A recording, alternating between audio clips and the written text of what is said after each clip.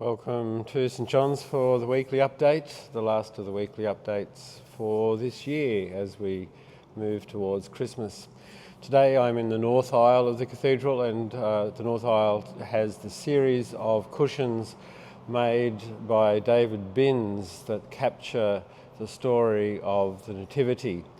And one of the wonderful aspects of this collection is that the images that David designed put the story of the Nativity into Brisbane, and so places like the Queen Street Mall and the Regatta Hotel, the place where there wasn't room for the Holy Family, feature a reminder that the story actually unfolds around us and before us day by day, and how we respond to the presence of the Holy Family as they seek somewhere and as the Christ is born.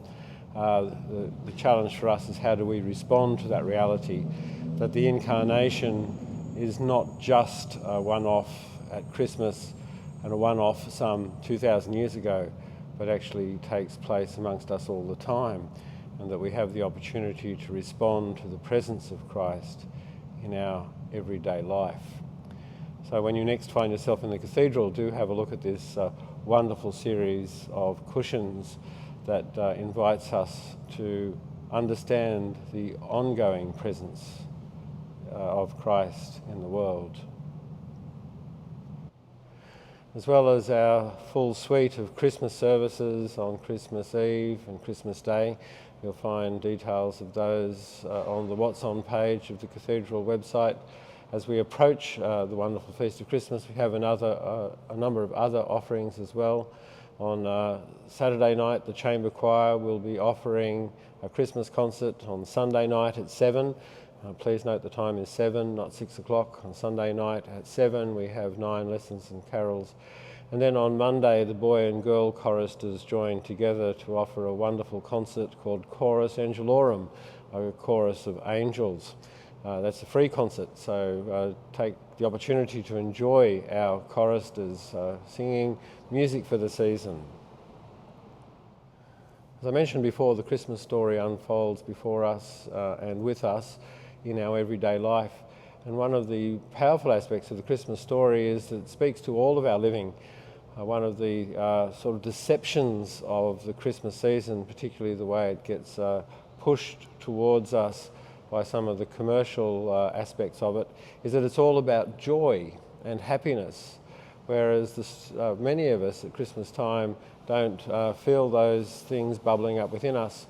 And to acknowledge that, we host Blue Christmas services, Blue Christmas services for people who find the joy grating and even debilitating. And during the Blue Christmas services, we actually explore how the story speaks to us in our need and our grief. Remember that part of the Christmas story is that the family couldn't find somewhere to stay, and that eventually they had to flee because Herod wanted to kill Jesus, and so they became exiles.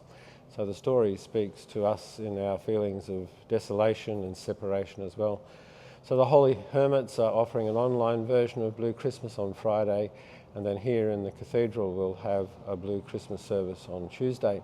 You'll find details of those on the What's On page of the website.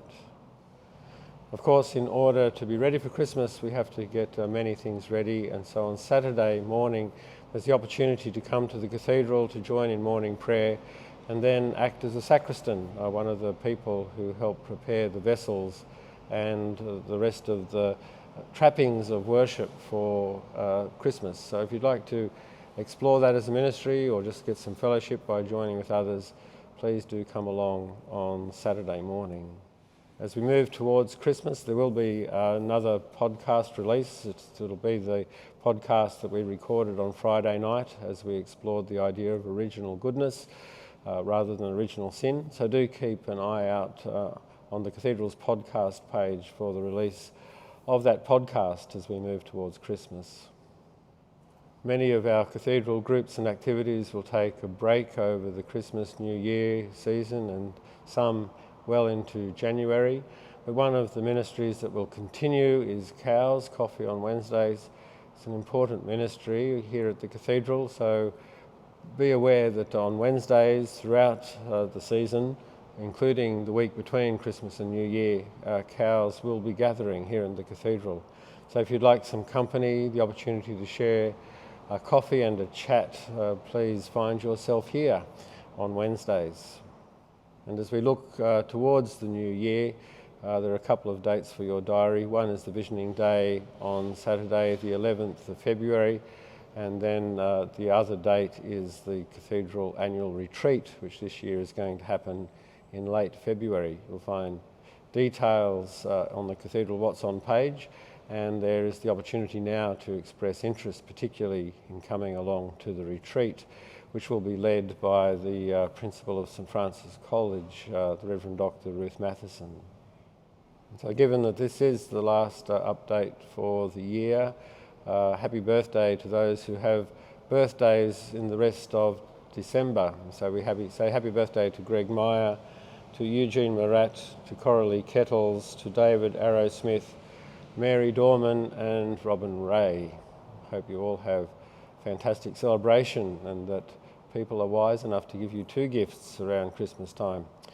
My dad had his birthday on Christmas Day, and one of the things we were certainly schooled in as kids is that you get birthday presents even if your birthday falls on Christmas Day.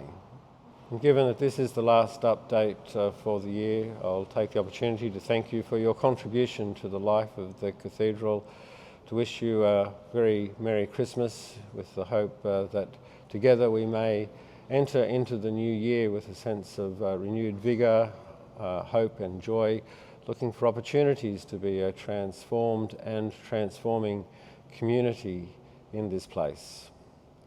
Peace be with you.